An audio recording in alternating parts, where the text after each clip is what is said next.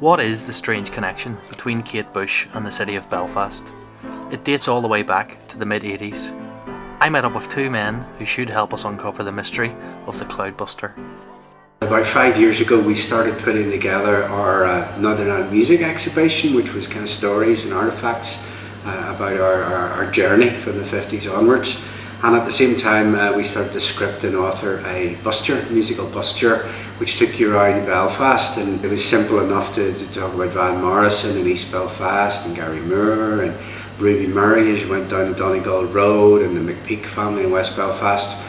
And in the middle of all this bizarre memory came from the back of my mind about Kate Bush and Sandy Rowe. And at that time Mike Edgar, he was in a band called Cruella de Vil, signed to EMI, and Mike Edgar sourced her lambeg drum from Sandy Rowe. It was the most extraordinary story actually. As I say, I was in a band from Northern Ireland who had been signed to EMI. We were signed up by this man called John Bagnall.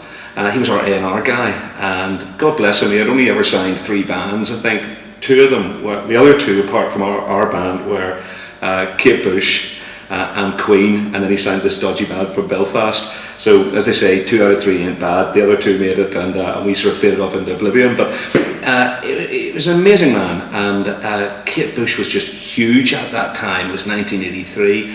And she was this mysterious young woman. She was an enigma, really. And then after a while it transpires that her mother was from Waterford. She was a Daly, Hannah Daly, and she was an Irish folk dancer. And then you go, okay, you know, and her brother's called Paddy Bush. And around that time, the Hounds of Love album, 1985, she was also working with musicians like Donald Lunny, and Liam O'Flynn, the piper. And they kind of put their presence fairly large over that record, and also there was a track on it called Jig of Life. So in a very subtle way she did it. Later on, Donald Lunny persuaded her to record a version of Women of Ireland. She based it on the Sean O'Shea version and sang it in Irish, and that was also fairly incredible. And I got a phone call one day from John, and he said, she's seen these huge drums on the TV, and she wondered is there anybody could get her one, or knew anybody could get her one. So I phoned a guy, I think his name was Billy Hewitt, William Hewitt, who had a drum makers in Sandy Row in Belfast, and it was probably the most bizarre request he ever had. And I phoned him and I said, look Billy, there's a very, very big star, a girl called Kate Bush. I don't think Billy had a blind notion who Kate Bush was, and she was enormous at the time.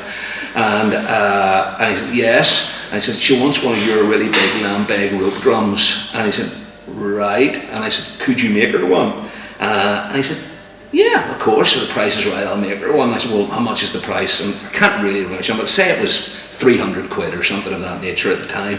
And I said, right, that's great. So that's 300 for you, Billy, and 350 for me. So it's 350. A few weeks later, Billy phones up and goes, Mike, he says, that wee girl Kate, which is the way he referred to her, which is just brilliant. He says, that wee girl Kate, you still want that drum? And I said, I should really love it, you know. And he said, right, what does she want painted on it? And I said, oh, right, I hadn't thought of that. And he said, she's got 2 options. She can have King William of Orange, probably on a white horse, or she can have orange lilies on it.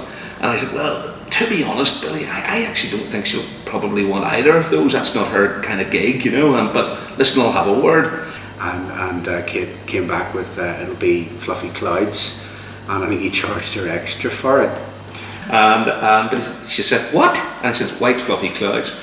And so he said, aye, right, well, I've never done that kind of artwork before, but yeah, I'll give it a go, but it might take more time, might be a few more quid in it. And I said, how much? And he says, oh, I'll be up another 50 quid. And I said, that's another 50 quid for you, Billy, and another 50 quid for me.